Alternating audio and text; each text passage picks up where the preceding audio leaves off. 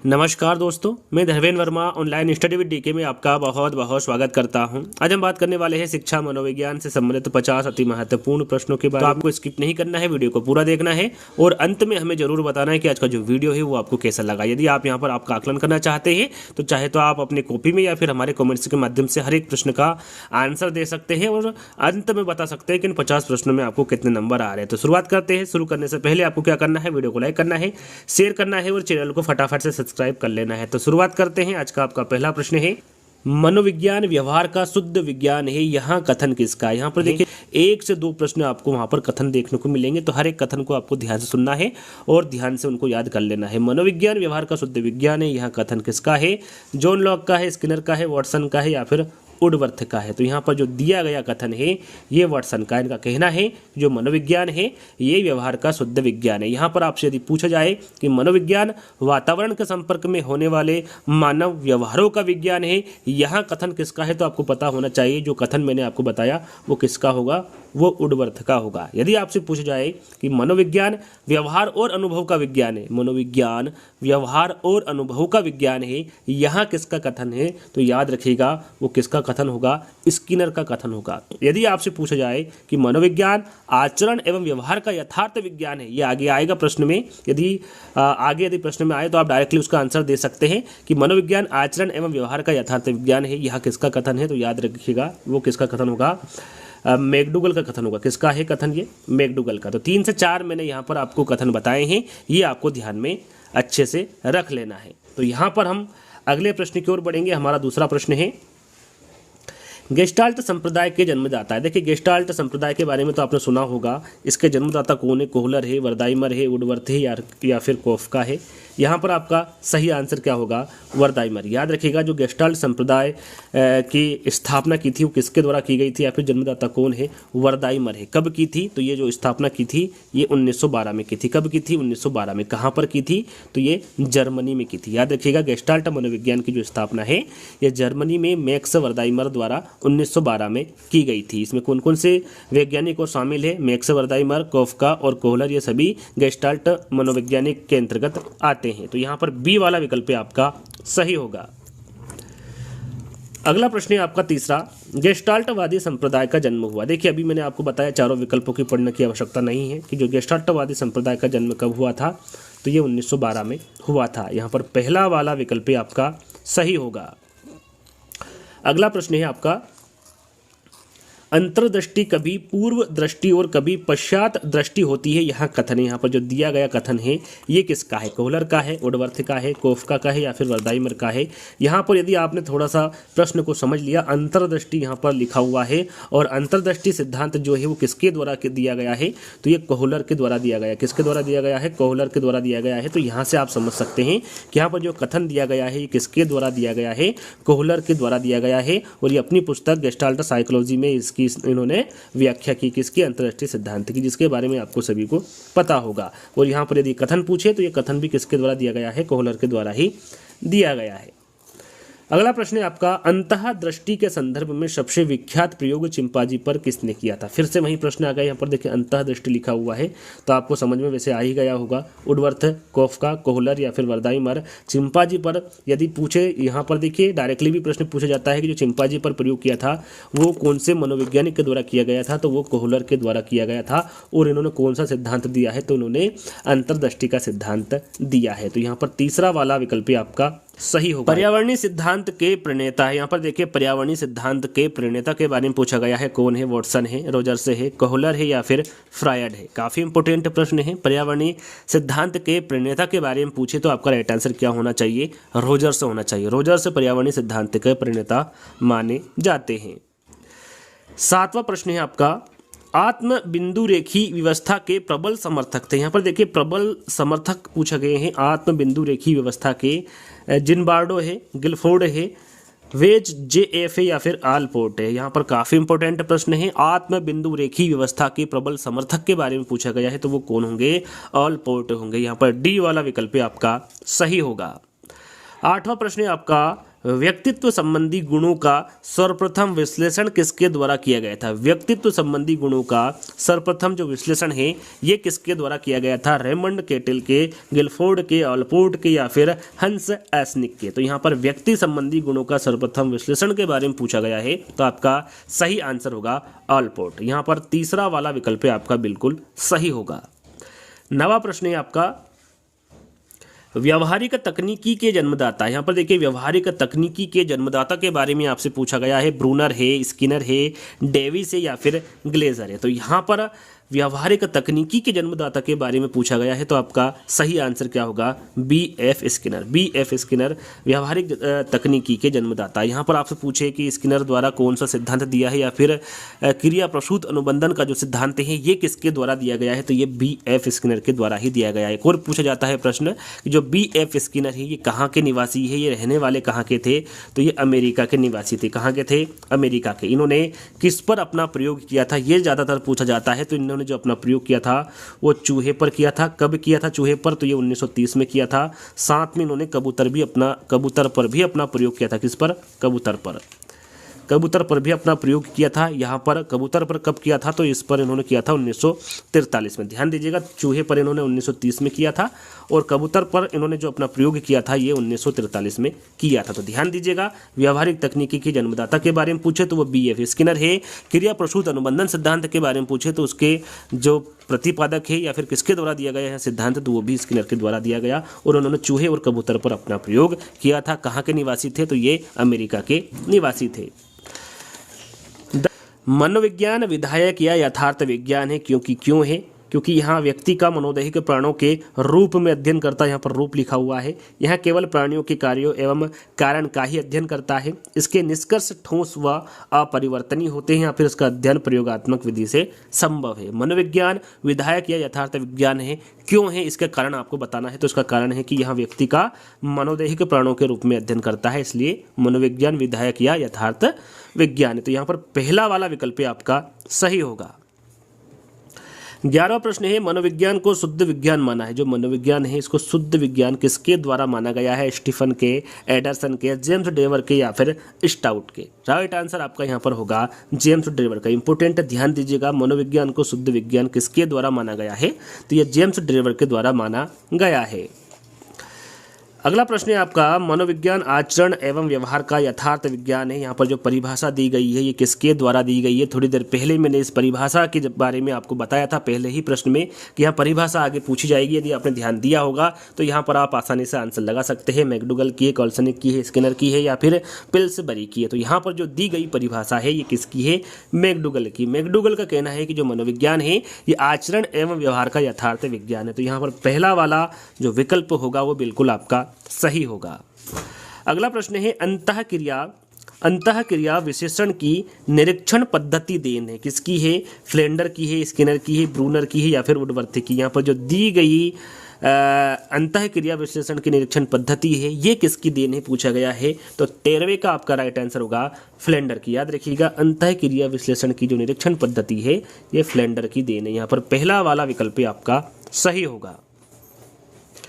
अगला प्रश्न है आपका, संज्ञानवादी पद्धति के प्रणेता। यहाँ पर जो संज्ञानवादी पद्धति के प्रणेता है वो कौन है? जिन पियाजे व ब्रूनर है, हॉलैंड है, डगलस है या फिर कहलर है? तो यहाँ पर सही आंसर आपका होगा जिन पियाजे व ब्रूनर। संज्ञानवादी पद्धति के जो प्रणेता होंगे वो जिन पियाजे व ब्रूनर होंगे।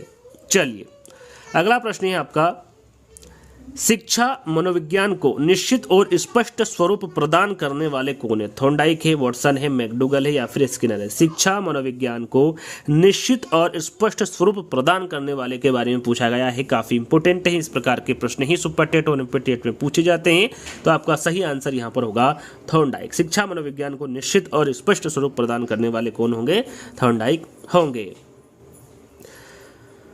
बालक पर शिक्षा शास्त्रियों का ध्यान केंद्रित करने का जो श्रेय है ये किसको जाता है? रूसो को, ब्लॉक को, हबर्ट को या फिर फ्रोबेल को? तो ये किसको जाता है? तो ये रूसो को जाता है। किसको जाता है? याद रखिएगा, बालक पर शिक्षा शास्त्रियों का ध्यान केंद्रित करने का जो श्रेय जाता है ये रूसो को जाता है।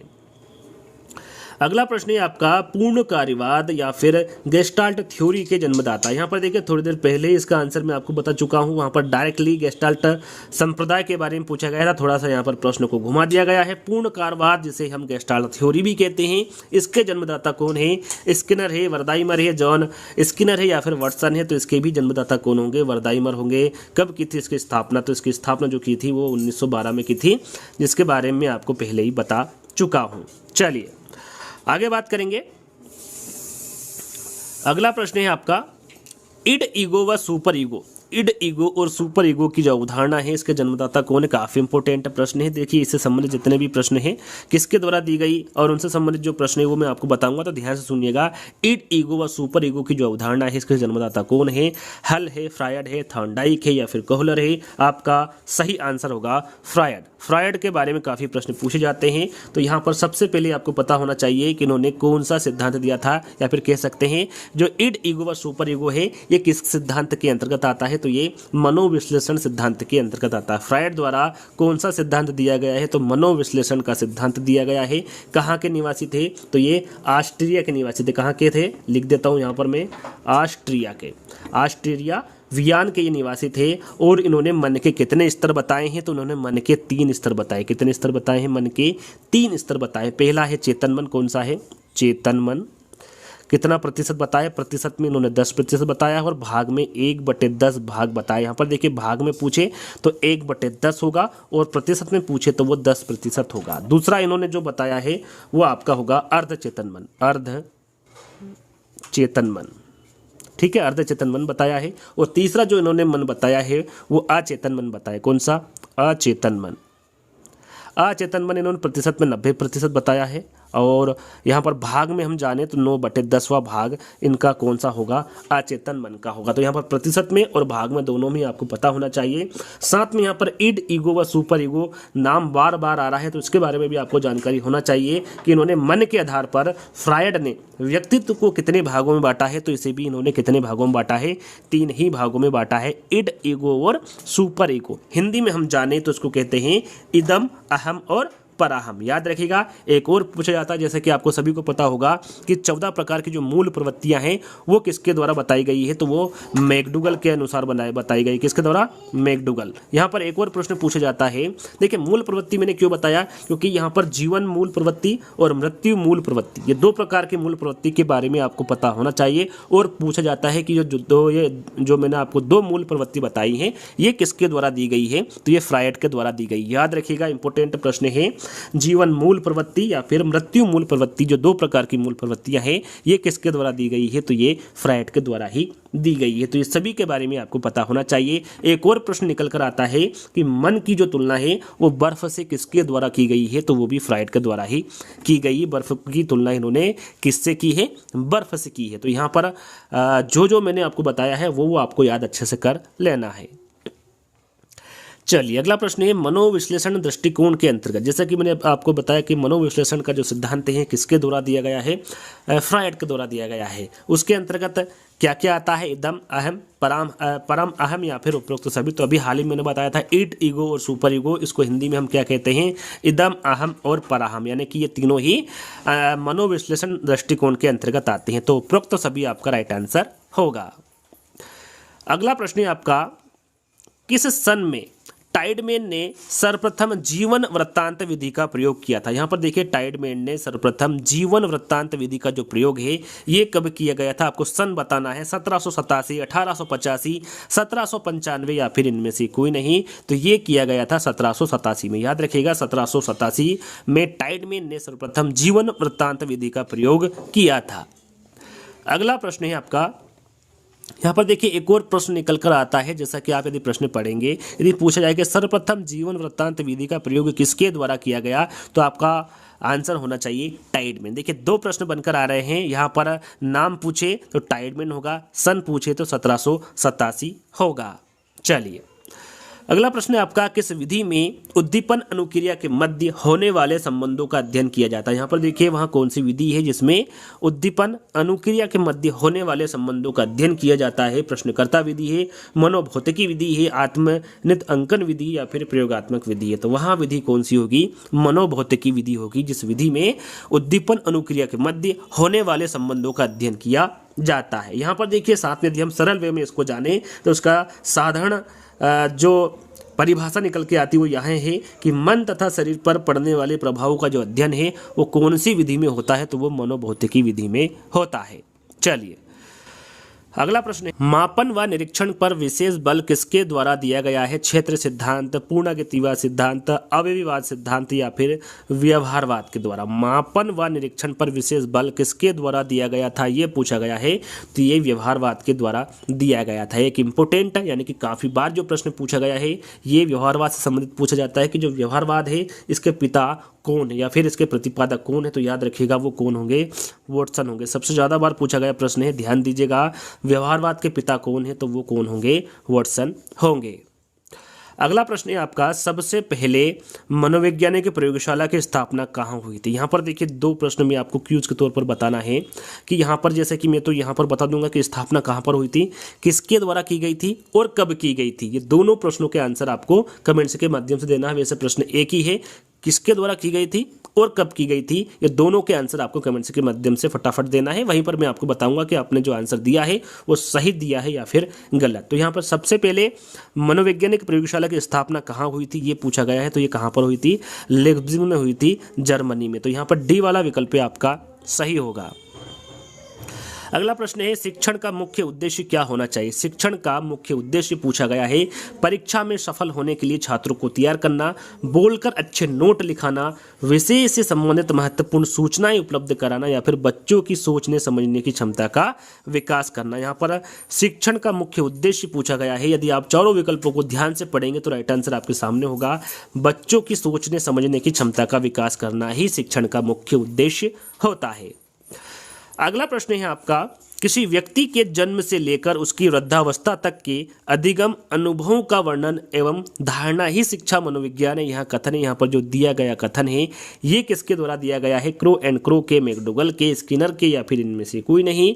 तो यहाँ पर आपका 25 का आंसर होगा क्रो एंड क्रो का। यहाँ पर जो दिया गया कथन है, किसी व्यक्ति के जन्म से लेकर उसकी वृद्धावस्था तक के अधिगम अनुभवों को वर्णन एवं धारणा ही शिक्षा मनोविज्ञान है। यह कथन क्रो एंड क्रो के द्वारा दिया गया। अगला प्रश्न है, B.F. स्किनर। B.F. स्किनर प्रसिद्ध मनोवैज्ञानिक थे, कहाँ के थे मैं आपको पहले भी बता चुका हूँ, फिर एक बार बता दूंगा, लेकिन आपको मैं थोड़ी देर पहले ही बताया था। यदि मैंने बताया और आपने याद रखा है तो आप कमेंट्स के माध्यम से तुरंत आंसर दे सकते हैं मेरे बताने से पहले। ब्रिटेन के हैं, भारत के हैं, अमेरिका के हैं या फिर इनमें से कोई नहीं। तो यहाँ पर B.F. स्किनर कहाँ के मनोवैज्ञानिक थे ये पूछा गया है, तो ये अमेरिका के मनोवैज्ञानिक थे। इन्होंने कौन सा सिद्धांत दिया था, क्रिया प्रसूत अनुबंधन सिद्धांत दिया था। कहाँ के रहने वाले थे, अमेरिका के थे। किस पर इन्होंने अपना प्रयोग किया था, चूहे और कबूतर पर किया था। चूहे पर कब किया था, 1930 में किया था। कबूतर पर कब किया था, 1943 में किया था। यह जानकारी मैं थोड़ी देर पहले ही आपको दे चुका हूँ। चलिए अगला प्रश्न है आपका, मनोविज्ञान शिक्षा का आधारभूत विज्ञान है। यहाँ कथन जो है किसके द्वारा दिया गया है, स्किनर, राइबर्थ, J.S. पैकेंजी या फिर डेकार्त। तो यहाँ पर 27वें का आंसर आपको बताना है क्या होगा, राइट आंसर आपका होगा स्किनर। मनोविज्ञान शिक्षा का आधारभूत विज्ञान है, यहाँ कथन किसका है, स्किनर का है। स्किनर के बारे में थोड़ी देर पहले ही आपको जानकारी दे चुका हूँ, कौन सा सिद्धांत दिया था, कहाँ के रहने वाले थे और इन्होंने किस पर अपना प्रयोग किया था। अगला प्रश्न है, शिक्षा मनोविज्ञान के ज्ञान की शिक्षक को मुख्यतः आवश्यकता है बालक की बुद्धि की गणना करने को, बालक की मनोवैज्ञानिक विशेषताओं को समझने को, कक्षा अनुशासन बनाए रखने को या फिर बालक के पिछड़ेपन के कारण जानने को। शिक्षा मनोविज्ञान के ज्ञान की शिक्षक को क्यों आवश्यकता है इसके बारे में पूछा गया है। आपका राइट आंसर होगा बालक की बुद्धि की गणना करने को आवश्यकता है शिक्षा मनोविज्ञान के ज्ञान की शिक्षक को। तो यहाँ पर पहला वाला विकल्प आपका बिल्कुल सही होगा। अगला प्रश्न है, प्लेवे। प्लेवे शब्द का प्रयोग किसने किया था। यहाँ पर देखिए जो प्लेवे शब्द है इसका प्रयोग किसके द्वारा किया गया था, कुक के, ब्राउन के, पियाजे के या फिर हरकोल के। काफ़ी इंपॉर्टेंट प्रश्न ही पूछा जाता है एग्जाम में। तो प्लेवे शब्द का जो प्रयोग है ये किसके द्वारा किया गया था, तो ये कुक के द्वारा किया गया था। बालक के निजी व्यवहार का अंकन करने में कौन सी विधि सहायक होती है? यहाँ पर देखिए बालक के निजी व्यवहार का अंकन करने में कौन सी विधि है जो सहायक होती है? नियंत्रित निरीक्षण विधि है, मनोभौतिक विधि है, चिकित्सा विधि है या फिर आत्मनिष्ठ अंकन विधि है? बालक के निजी व्यवहार का अंकन करने में कौन सी विधि सहायक होती है, इसके बारे में पूछा गया है। आपका सही आंसर होगा नियंत्रित निरीक्षण विधि। ये बालक के निजी व्यवहार का अंकन करने में सहायक होती है। अगला प्रश्न है आपका, एक विद्यालयी शिक्षक सफल तथा प्रभावी शिक्षक तभी बन सकता है जब वह जान लेता है कि शिक्षक की प्रमुख विधियां क्या है, बच्चे कैसे सीखते हैं, विषय का पूर्ण ज्ञान कैसे प्राप्त किया जाए या फिर शिक्षा की संकल्पना। एक विद्यालयी शिक्षक सफल तथा प्रभावी शिक्षक तभी बन सकता है जब वह जान लेता है। क्या जान लेता है? तो वहाँ बच्चे कैसे सीखते हैं, यदि ये जान लेता है तो एक विद्यालयी शिक्षक सफल तथा प्रभावी शिक्षक बन सकता है। तो यहाँ पर बी वाला विकल्प आपका सही होगा। अगला प्रश्न है आपका, किस विधि में एक ही बालक का अध्ययन किया जाता है? वहाँ कौन सी विधि है जिसमें बालक का अध्ययन किया जाता है, ना कि एक ही बालक का अध्ययन किया जाता है? क्षैतिज विधि है, लंबात्मक विधि है, सांख्यिकी विधि है या फिर प्रयोगात्मक विधि है? तो वहाँ विधि लंबात्मक विधि होगी। याद रखिएगा, जो लंबात्मक विधि होती है इसमें एक ही बालक का अध्ययन किया जाता है। तो यहाँ पर बी वाला विकल्प आपका सही होगा। अगला प्रश्न आपका सांख्यिकी है। सांख्यिकी क्या है? कला है, विज्ञान है, कला व विज्ञान दोनों है या फिर उपरोक्त में से कोई नहीं? तो यहाँ पर आपका सही आंसर होगा कला व विज्ञान। याद रखिएगा, जो सांख्यिकी है ये कला भी है और विज्ञान भी है। तो यहाँ पर तीसरा वाला विकल्प आपका सही होगा। अगला प्रश्न है, शिक्षा और मनोविज्ञान में किस तरह का संबंध है? शिक्षा और मनोविज्ञान में किस तरह का संबंध है, ये पूछा गया है। शिक्षा का आधार मनोविज्ञान है, शिक्षा का साधन मनोविज्ञान है, मनोविज्ञान के अंतर्गत शिक्षा या फिर मनोविज्ञान का आधार शिक्षा है? तो यहाँ पर आपका 34 का आंसर होगा शिक्षा का आधार मनोविज्ञान है। शिक्षा और मनोविज्ञान में किस तरह का संबंध है? तो शिक्षा का जो आधार क्या है वो मनोविज्ञान है। ये संबंध होता है शिक्षा और मनोविज्ञान में। तो पहला वाला विकल्प आपका सही होगा। अगला प्रश्न है, मनोविज्ञान शिक्षण में बालकों का ध्यान रखा जाता है? अभिक्षमता का रखा जाता है, रुचि का रखा जाता है, योग्यता का रखा जाता है या फिर उपरोक्त सभी का? तो यहाँ पर आपका सही आंसर होगा उसमें अभिक्षमता का भी ध्यान रखा जाता है, रुचि का भी ध्यान रखा जाता है और योग्यता का भी ध्यान रखा जाता है मनोविज्ञान शिक्षण में बालकों का। तो यहाँ पर उपरोक्त सभी आपका राइट आंसर होगा। अगला प्रश्न है आपका, बालक की भांति का वह अंश जो किसी काम में नहीं आता वह खेलों के माध्यम से बाहर निकाल दिया जाता है, यह किस सिद्धांत का? यहाँ पर जो दिया गया है ये किस सिद्धांत का है? अतिरिक्त शक्ति का सिद्धांत है, क्षतिपूर्ति का सिद्धांत है, ध्वंस का सिद्धांत से है या फिर मनोरंजन का सिद्धांत है? तो यहाँ पर आपका सही आंसर क्या होगा? अतिरिक्त शक्ति का सिद्धांत। यदि आप प्रश्न को ध्यान से पढ़ेंगे तो आंसर आपके सामने होगा, बालक की भांति का वह अंश जो किसी काम में नहीं आता है वहाँ खेलों के माध्यम से बाहर निकाल दिया जाता है, यह किस सिद्धांत का है? तो यहाँ अतिरिक्त शक्ति का सिद्धांत का है। तो यहाँ पर पहला वाला विकल्प आपका सही होगा। कार्ल सी गैरिसन ने किस विधि का अध्ययन किया है? कार्ल सी गैरिसन के बारे में यहाँ पर बताया गया है कि उन्होंने कौन सी विधि का अध्ययन किया है। क्षैतिज विधि का, लंबात्मक विधि का, सांख्यिकी विधि का या फिर प्रयोगात्मक विधि का? तो उन्होंने लंबात्मक विधि का। याद रखिएगा कौन सी विधि का? लंबात्मक विधि का। थोड़ी देर पहले ही इस विधि के बारे में मैंने जिक्र किया था कि एक साथ एक ही बालक का अध्ययन किया जाता है, वहाँ कौन सी विधि होगी? लंबात्मक विधि होगी। और इस विधि का अध्ययन किसके द्वारा किया गया था? तो कार्ल सी गैरिसन के द्वारा किया गया था। तो बी वाला विकल्प आपका सही होगा।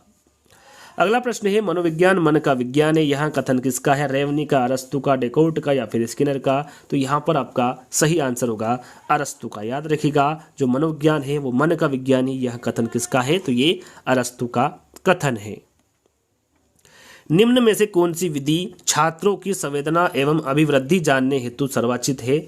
स्वयं आरवे है, स्वलिखित जीवनी आख्या है, क्रमबद्ध प्रेक्षण या फिर साक्षात्कार है? तो यहाँ पर 39 का सही आंसर होगा साक्षात्कार। याद रखिएगा, साक्षात्कार विधि छात्रों की संवेदना एवं अभिवृद्धि जानने हेतु सर्वोचित है। तो यहाँ पर डी वाला विकल्प आपका सही होगा। यदि अभी तक आपने वीडियो को लाइक नहीं किया तो वीडियो को लाइक करना है।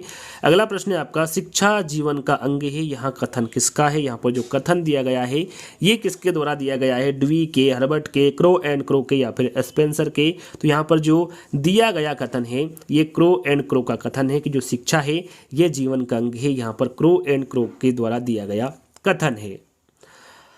अगला प्रश्न है आपका, शिक्षा मनोविज्ञान किसकी स्थापना में सहायता करती है? विद्यालय, कमीशन, शैक्षिक उद्देश्य या फिर शिक्षा में संचार। यहाँ पर आपका सही आंसर होगा शैक्षिक उद्देश्य। शिक्षा मनोविज्ञान शैक्षिक उद्देश्य स्थापना में सहायता करती है। तो तीसरा वाला विकल्प आपका बिल्कुल सही होगा।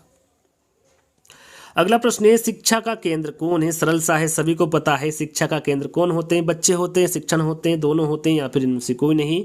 तो यहाँ पर शिक्षा का केंद्र पूछा गया है तो कौन होते हैं? बच्चे होते हैं। तो पहला वाला विकल्प आपका सही होगा।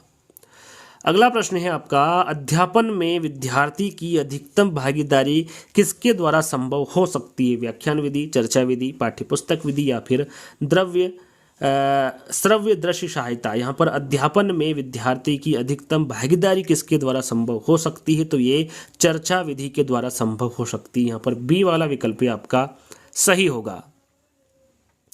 निम्न में से कौन सा एक शिक्षा का साहचर्य सिद्धांत नहीं? यहाँ पर देखिए, साहचर्य सिद्धांत शिक्षा का कौन सा नहीं है? क्लासिकल कंडीशनिंग थ्योरी है, गेस्टाल्ट थ्योरी है, प्रोत्साहन प्रतिक्रिया सिद्धांत है या फिर कार्यवाहक कंडीशनिंग सिद्धांत है। तो यहाँ पर देखिए, क्लासिकल कंडीशनिंग थ्योरी, प्रोत्साहन प्रतिक्रिया सिद्धांत और कार्यवाहक कंडीशनिंग सिद्धांत, ये तीनों ही साहचर्य सिद्धांत के अंतर्गत आते हैं। लेकिन जो गेस्टाल्ट थ्योरी है ये साहचर्य सिद्धांत के अंतर्गत नहीं आते हैं। तो यहाँ पर बी वाला विकल्प आपका सही होगा। अगला प्रश्न है आपका, भूख, प्यास, सुरक्षा की जरूरत, ये सभी इरादे हैं किसके हैं? कृत्रिम, अभिग्रहित, सामाजिक या फिर प्राकृतिक। तो यहाँ पर 45 का आपको आंसर बताना है क्या होगा। तो राइट आंसर आपका होगा प्राकृतिक। याद रखिएगा, भूख, प्यास और सुरक्षा की जरूरत, ये सभी क्या है? प्राकृतिक इरादे हैं। तो यहाँ पर डी वाला विकल्प आपका सही होगा। अगला प्रश्न है आपका, ऐसे खेल जिनमें बालक स्वयं कुछ बनाते हैं वह रचनात्मक खेल है, काल्पनिक खेल है, स्वतंत्र खेल है या फिर इनमें से कोई नहीं? ऐसे खेल जिनमें बालक स्वयं कुछ बनाते हैं उन खेल के बारे में आपको बताना है। तो वहाँ खेल कौन से होंगे? रचनात्मक खेल होंगे। कौन से खेल होंगे? रचनात्मक खेल होंगे। पहला वाला विकल्प आपका सही होगा। अगला प्रश्न है, सामाजिकता की जांच हेतु सर्वश्रेष्ठ विधि कौन सी है? प्रश्नावली है, समाजमिति है, बुद्धि परीक्षण है या फिर साक्षात्कार है? तो यहाँ पर आपका सही आंसर होगा प्रश्नावली। सामाजिकता की जांच हेतु जो सर्वश्रेष्ठ विधि होगी ये प्रश्नावली होगी। चलिए अगला प्रश्न है आपका, मेरे द्वारा विशिष्ट निर्मित वातावरण में मुझे 1 दर्जन स्वस्थ और ठीक बनावट के शिशु दीजिए। मैं उनके गुणों, वृत्तियां, योग्यताओं, उनके पूर्वजों के व्यवसायों और जाति को ध्यान में रखे बिना उसे चिकित्सक, विधिवता, कलाकार, प्रमुख व्यापारी और चोर के रूप में प्रशिक्षित कर सकता हूँ। यहाँ कथन जो है ये किस मनोवैज्ञानिक का है? फ्रायड का है, वॉटसन का है, स्किनर का है या फिर थॉर्नडाइक का है? तो यहाँ पर जो दिया गया कथन है ये वॉटसन का कथन है। याद रखिएगा, बी वाला विकल्प आपका सही होगा। अगला प्रश्न है, शिक्षा मनोविज्ञान अध्यापकों की तैयारी की आधारशिला है। यहाँ कथन किसका है? प्लेटो का है, लोविट का है, स्किनर का है या फिर हर्बर्ट का? यहाँ पर दिया गया कथन किसका है? तो याद रखिएगा, ये स्किनर का कथन है। शिक्षा मनोविज्ञान अध्यापकों की तैयारी की आधारशिला है। यहाँ कथन स्किनर के द्वारा दिया गया कथन है। अंतिम प्रश्न है, अभी तक आपने वीडियो को लाइक नहीं किया तो लाइक करना है, इस वीडियो को ज़्यादा से ज़्यादा शेयर करना है और चैनल को फटाफट सब्सक्राइब कर लेना है। सामाजिक तर्क सामाजिक आम सहमति पर केंद्रित है। नैतिक तर्क किस पर जोर डालता है? समाज पर, नैतिक मुद्दे पर, नैतिकता पर या फिर सामाजिक संज्ञानात्मकता पर? तो ये डालता है नैतिक मुद्दों पर। याद रखिएगा, सामाजिक तर्क सामाजिक आम सहमति पर केंद्रित है। नैतिक तर्क किस पर जोर डालता है? तो ये नैतिक मुद्दे पर जोर डालता है। तो यहाँ पर बी वाला विकल्प आपका सही होगा। आई होप आपको ये वीडियो पसंद आया होगा। यदि पसंद आया होगा तो आपको इसको ज़्यादा से ज़्यादा शेयर करना है, लाइक करना है और अभी ही फटाफट इस चैनल को सब्सक्राइब कर लेना है यदि आपको ऐसा ही इंटरेस्टिंग वीडियो चाहिए। तो जल्दी ही दोस्तों एक नई वीडियो के साथ मिलेंगे। जब तक के लिए धन्यवाद।